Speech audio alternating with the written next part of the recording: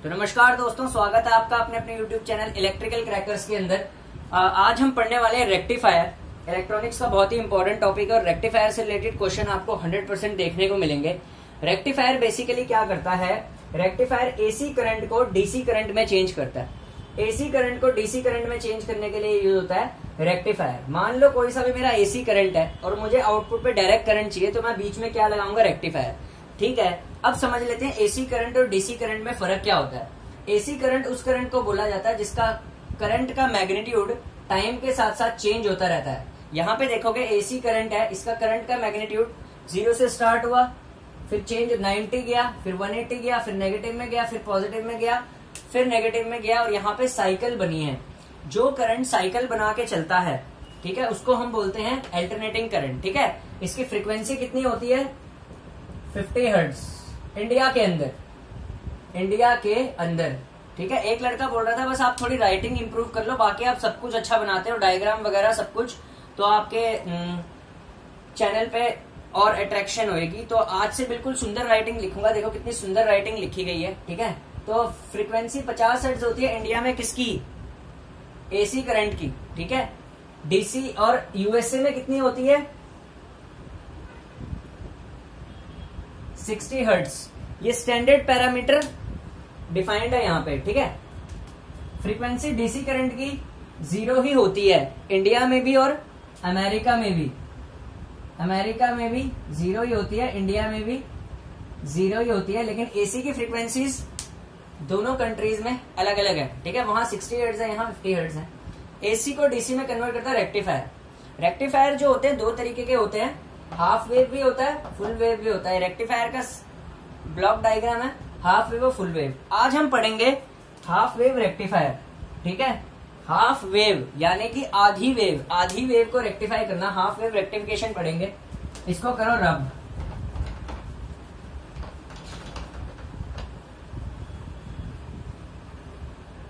ठीक है, half wave rectifier है, उसका सर्किट डायग्राम यहां पे देखते हैं।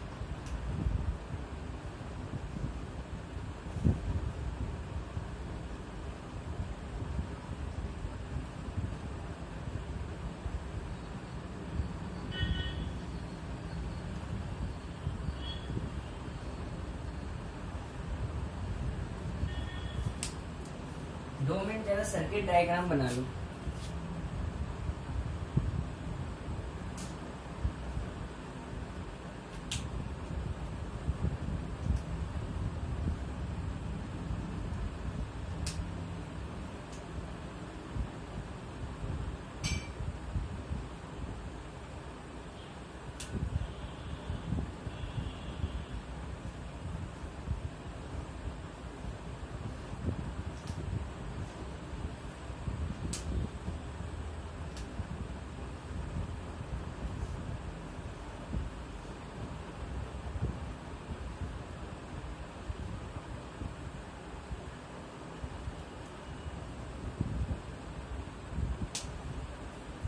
ठीक है, यहां पे बनेगी वेवफॉर्म।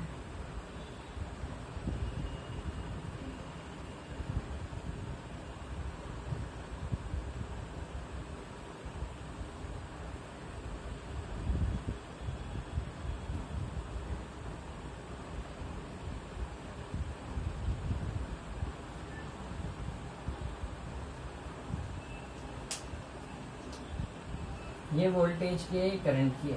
ठीक है, तो थोड़ा सा डायग्राम बनाने में थोड़ा सा टाइम लगा है, बाकी अब क्योंकि थोड़ा सा टाइम लग जाए कोई बात नहीं, समझना बहुत जरूरी होता है। तो अब हम पढ़ने वाले हैं हाफ वेव रेक्टिफायर। ठीक है, हाफ वेव। ठीक है, तो हाफ वेव रेक्टिफायर पढ़ने वाले हैं। इसकी जरा करंट और वोल्टेज की वेवफॉर्म कैसी बनी है अगर आपको समझ में आ गई तो आपको पूरी हाफ वेव रेक्टिफिकेशन समझ में आ जाएगी। ये हमारे पास सर्किट डायग्राम है हाफ वेव रेक्टिफायर का। यहाँ पे क्या है, हमारे पास एक वोल्टेज सोर्स है जो कि वी इनपुट है, एसी वोल्टेज सोर्स। ठीक है, अल्टरनेटिंग करंट का वोल्टेज सोर्स है। ये हमारे पास ट्रांसफॉर्मर है और ये हमारे पास डायोड है। सबसे इंपॉर्टेंट कंपोनेंट जो होता है किसी भी रेक्टिफायर का, वो हमारे पास होता है ये डायोड। ये डायोड ही जड़ होता है। ठीक है, और डायोड की सबसे बड़ी एप्लीकेशन जो होती है वो क्या होती है कि वो रेक्टिफिकेशन पर्पस के लिए यूज होता है। डायोड जो होता है वो रेक्टिफिकेशन पर्पस के लिए यूज होता है, यानी एसी को डीसी में कन्वर्ट करने के लिए यूज होता है। अब सारा फंडा जो होगा वो इस डायोड का होगा, ठीक है ना। अब ये डायोड करता कैसे है, ठीक है ना। जिन्होंने आज तक रेक्टिफायर जिनको समझ भी नहीं आया ना, उनको भी पूरा समझ में आ जाएगा। अब ये डायोड करता कैसे है ये सारा काम, ठीक है। तो अब देखिए क्या होगा, आपको पता है एसी सप्लाई जो होती है अपनी पोलैरिटी को चेंज करती है, ठीक है। हमें एसी को डीसी में कन्वर्ट करना है, ठीक है। और ये हाफ वेव रेक्टिफायर है, एसी सप्लाई अपनी पोलैरिटी को चेंज करती है। हमने इनपुट वेवफॉर्म दी एसी की, ठीक है। तो ये रही वोल्टेज की इनपुट वेवफॉर्म, वी इनपुट ये रहा हमारे पास, ठीक है। अब करंट कैसे आएगा हमारे पास, ठीक है। हमने इनपुट वेवफॉर्म दी एसी की, इनपुट वेवफॉर्म कैसी है, पहले ये देखो यहाँ पे पॉजिटिव है, ठीक है। तो वी इनपुट हमारे पास यहाँ पे पॉजिटिव हो गई, ठीक है ना, क्योंकि ये देखो ग्राफ में शो रखा है पॉजिटिव इनपुट दी हमने, यहाँ पे पोलैरिटी पहले प्लस साइन की है, ठीक है। अब पहले वेव प्लस की है तो यहाँ पे प्लस हुआ, आपको पता है म्यूचुअल इंडक्टेंस की मदद से, ठीक है ना। ये ट्रांसफॉर्मर है तो यहाँ पे भी पोलैरिटी क्या हो जाएगी, प्लस हो जाएगी। अब देखिए फॉरवर्ड बाइसिंग का क्या मतलब होता है, पॉजिटिव पॉजिटिव से कनेक्ट होना। ये डायोड का पॉजिटिव हिस्सा है, ध्यान से देखिए। और यहाँ पे क्या है, पॉजिटिव पोलैरिटी है, यानी कि यह डायोड क्या हो गया, फॉरवर्ड बाइस। और अगर ये डायोड फॉरवर्ड बाइस है, एफबी है, ठीक है, एफबी को लिखते हैं फॉरवर्ड बाइस से। अगर ये डायोड यहाँ पे फॉरवर्ड बाइस है तो क्या करेगा, क्लोज स्विच की तरह एक्ट करेगा, कंडक्टिंग मीडियम की तरह। तो अगर डायोड कंडक्ट करेगा तो हमारे पास आउटपुट पे करंट फ्लो करेगा, करंट फ्लो किया और लोड वोल्टेज आएगी, तो लोड से हमारे पास करंट फ्लो किया। तो यहाँ पे देखिए ध्यान से, पॉजिटिव वेव फॉर्म पे डायोड कंडक्टिंग है, यहां पे लिख देता हूं डायोड कंडक्ट्स। डायोड क्या किया, कंडक्ट किया। पॉजिटिव वेवफॉर्म वी इनपुट की हमने दी, ठीक है ना। डायोड कंडक्ट किया, अगर डायोड कंडक्ट किया तो करंट की देखिए, करंट की वेवफॉर्म है, करंट देखिए। तो करंट भी हमें क्या मिल रहा है, आउटपुट पे पूरा पूरा मिल रहा है ना आउटपुट पे करंट, ठीक है। आउटपुट पे करंट क्या मिल रहा है, हमें मिल रहा है, ठीक है। तो आउटपुट पे करंट की पॉजिटिव वेव हुई। अब देखिए यहां से करंट की नेगेटिव वेव स्टार्ट हो गई, ठीक है ना। यहां से वोल्टेज इनपुट की नेगेटिव वेव, अब वोल्टेज यहाँ पे नेगेटिव स्टार्ट होने लगी। दूसरी पाली में, दूसरी साइकिल में वोल्टेज, दूसरी अल्टरनेशन में वोल्टेज नेगेटिव होने लगी। अब जैसे ही यहाँ पे वोल्टेज नेगेटिव होएगी, ठीक है, तो यहाँ पे भी क्या हो जाएगी, polarity negative, input polarity. Mutual induction से यहां पे भी क्या होएगा, नेगेटिव।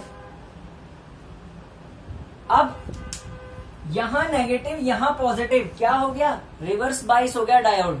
भाई नेगेटिव सप्लाई दे रहे हैं इनपुट पे और डायोड का ये वाला हिस्सा क्या पॉजिटिव है, रिवर्स बाइस हो गया डायोड। रिवर्स बाइस में डायोड कैसा एक्ट करता है, ओपन सर्किट की तरह। तो यहाँ पे क्या लिख दूंगा, RB reverse bias diode.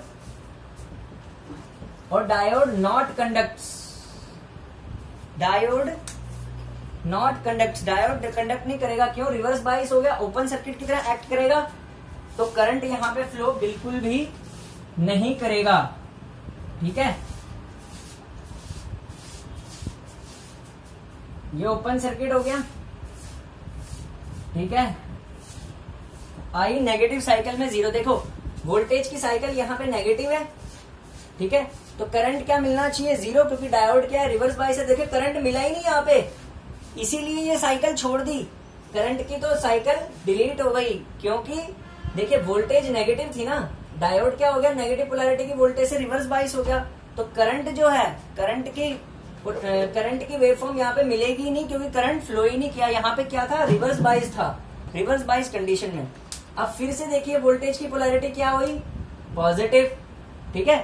Voltage की पोलैरिटी क्या होगी, पॉजिटिव। तो यहाँ पे क्या कर दिया, पॉजिटिव, यहाँ पे क्या कर दिया, पॉजिटिव, यहाँ पे क्या कर दिया, पॉजिटिव। और डायोड जो था फिर से वो क्या हो गया, फॉरवर्ड बाइस हो गया। डायोड फिर से फॉरवर्ड बाइस हो गया, एफबी लिख दो यहाँ पे, ठीक है। डायोड फॉरवर्ड बाइस हो गया, डायोड फिर से कंडक्ट करेगा, क्योंकि फॉरवर्ड बाइस है, क्लोज स्विच की तरह एक्ट करेगा। तो डायोड यहाँ पे पॉजिटिव पोलैरिटी से फॉरवर्ड बाइस हुआ, तो करंट फिर से हमें मिल गया। देखिए करंट जब भी पॉजिटिव पोलैरिटी होगी तो डायोड फॉरवर्ड बाइस होगा और करंट हमें मिलता जाएगा। देखिए आउटपुट पे करंट हमें मिल गया और नेगेटिव पोलैरिटी पे हमें करंट नहीं मिल रहा आउटपुट पे, ठीक है। तो इसीलिए इसको हाफ वेव रेक्टिफायर बोलते हैं, क्योंकि वेव का हाफ हिस्से को सिर्फ रेक्टिफाई कर रहा है, ठीक है ना, हाफ वेव रेक्टिफायर है, यहाँ पे भी हमें कोई नहीं आई, ठीक है ना, ठीक है ना, तो ये हाफ वेव रेक्टिफिकेशन होगी, ठीक है, इसकी आउटपुट ऐसे मिलती है, ठीक है, तो ये हाफ वेव रेक्टिफिकेशन हो रही है। देख लो कितना सही एकदम पोलैरिटी से एक्सप्लेन कर दिया। तो सोचो जब एनालॉग इलेक्ट्रॉनिक्स ऐसी चल रही है तो ये बंदा जिस दिन पावर इलेक्ट्रॉनिक्स समझाएगा वहां पे क्या हो जाता है, वहां पे सिर्फ फर्क क्या आ जाता है, अभी बताता हूँ थोड़ा सा, जब कभी फ्यूचर में पावर इलेक्ट्रॉनिक्स पढ़ाऊंगा। ये तो हमारी एनालॉग इलेक्ट्रॉनिक्स का रेक्टिफायर है ना, ये अभी एक और कंसेप्ट क्लियर कर जाता हूँ, ये एक अनकंट्रोल्ड रेक्टिफायर है। क्यों? यहाँ पे डायोड यूज हुआ है। अगर पावर इलेक्ट्रॉनिक्स जब हम पढ़ते हैं तो यहाँ पे कंट्रोल्ड रेक्टिफिकेशन करते हैं, वहां पे गेट सिग्नल होता है थायरिस्टर के अंदर, डायोड की जगह थायरिस्टर लगता है और कुछ हिस्सा कट जाता है, वो वाला रेक्टिफायर पावर इलेक्ट्रॉनिक्स में पढ़ेंगे, ठीक है। तो ये हाफ वेव रेक्टिफिकेशन हो गई है हमारी, ठीक है। तो होपफुली आपको हाफ वेव रेक्टिफिकेशन समझ आ गई होगी।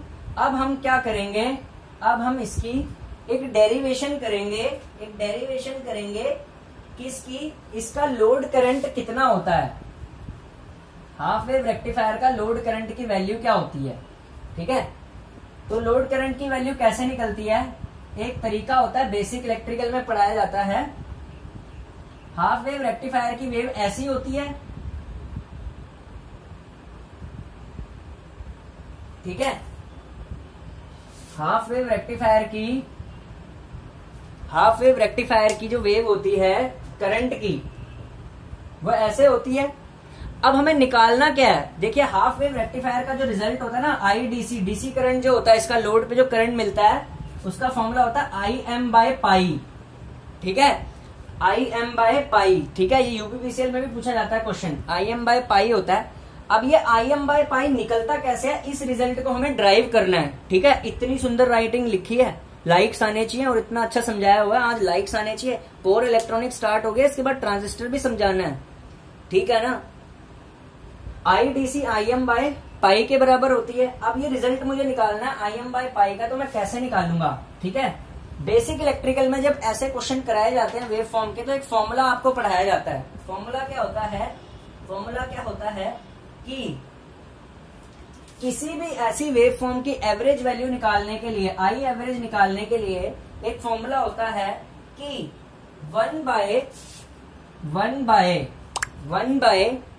1 बाय जहां से साइकिल रिपीट हो रही है उसको बेस लेना। अब देखिए साइकिल कहां से रिपीट हो रही है, देखिए 0 से पाई तक साइकिल थी, उसके बाद रिपीट कहां से हो रही है, 2 पाई से रिपीट हो रही है ना। जहां से साइकिल रिपीट होती है उसको बेस लेते हैं, तो बेस क्या आएगा यहाँ पे 1/2 पाई। ये तरीका होता है किसी भी वेव फॉर्म की को सॉल्व करने का, ठीक है। 1/2 पाई लेते हैं, ठीक है।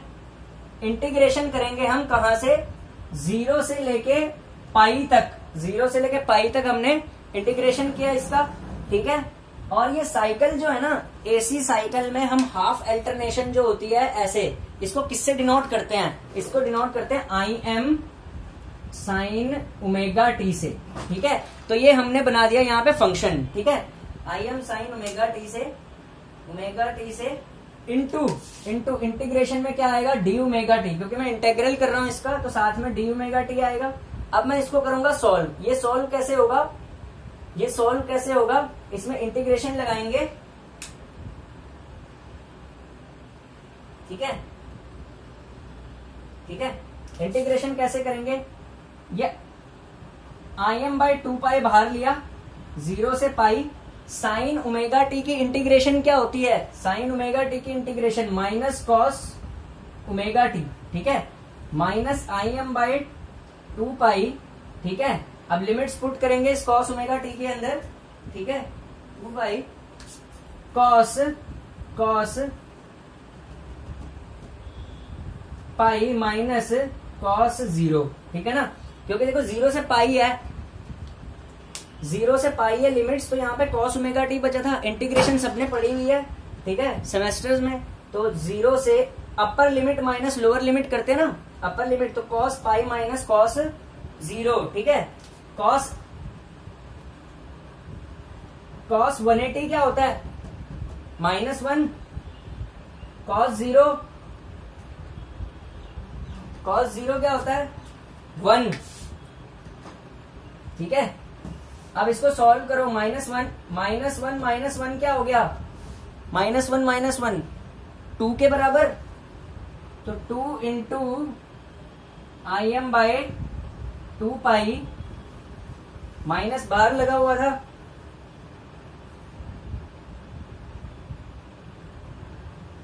-1 -1 -2, ठीक है। ये 2 से ये 2 कैंसिल, ठीक है, ठीक है। -m -im इंटू माइनस, ये वाला स्टेप यहां पे लिख रहा हूं आगे का, -im इंटू माइनस, प्लस का im हो जाएगा डिवाइडेड बाय पाई, 2 से 2 तो कट गया, तो रिजल्ट क्या आ गया हमारे पास, I average is equals to im by pi, ठीक है। ये आपको याद रखना है, ये आपको रिजल्ट याद रखना है, ठीक है। तो ये रिजल्ट, एंड रिजल्ट बहुत इंपॉर्टेंट होता है। आई एवरेज जो होता है हाफ वेव रेक्टिफायर का, वो Im बाय पाई के बराबर होता है, ठीक है ना। कोई समझा दे आपको ऐसी डेरिवेशन करा के, ठीक है। जेई लेवल पे कोई नहीं समझाता, आज आपको पता चल गया होगा हाफ वेव रेक्टिफायर का एवरेज करंट क्या होता है, ठीक है। सेम फिंडा वोल्टेज का भी होता है, वोल्टेज आप ऐसे ही निकाल सकते हैं, ठीक है। तो VDC क्या होगी, V average Vm by pi के बराबर। तो ये आपको ध्यान रखना, I average Im by pi, V average Vm by pi, ठीक है। तो ये हमारे याद रखना, इस पे फिर न्यूमेरिकल्स करे जाते हैं, ठीक है। तो आज के लिए धन्यवाद, थैंक यू। रेक्टिफायर क्या जबरदस्त, ठीक है, थैंक यू।